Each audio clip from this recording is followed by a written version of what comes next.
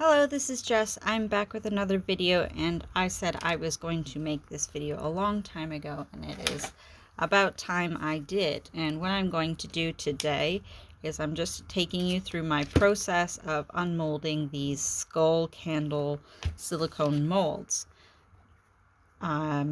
Make sure that you straighten the wick. You don't want to pull out your wick before you, and I always trim off my bottoms. This is a palm pillar wax, a crystal palm pillar wax that I used.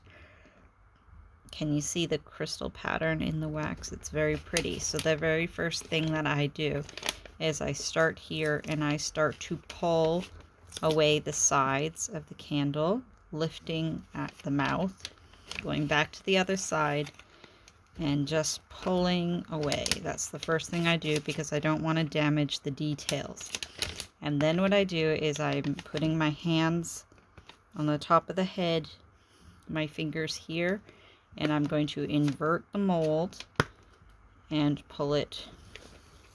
I'm going to move this candle. It's in my way. Can't show you. And I'm going to pull it back, getting the nose out, the eyes out, and popping it up. I will do that again, and then the mold, you just pop it right side out again. I will show you again. First, straighten the wick, start pulling it from the sides, the back, down the sides here, pop, invert it over the mouth, pull it on the sides, get the nose out, eyes out, pushing with your hands up and just popping it out like that. I'll show you again. Just going to cut off the excess wick here, pulling it out from the side. If you are not using a really hard wax, this will probably be more difficult for you.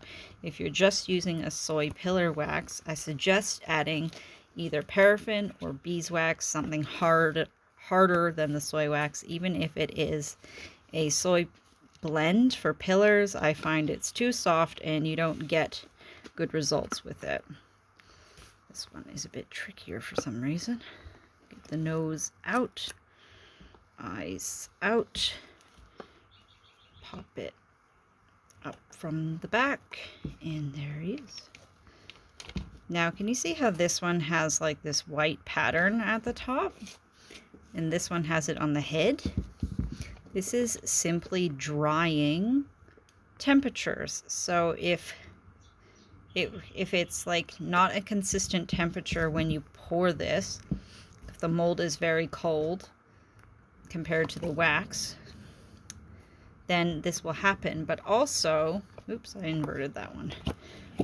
I poured this wax very chilly in comparison to what I usually do. So what I mean is I usually pour this palm pillar wax about 80 or 90 degrees Celsius.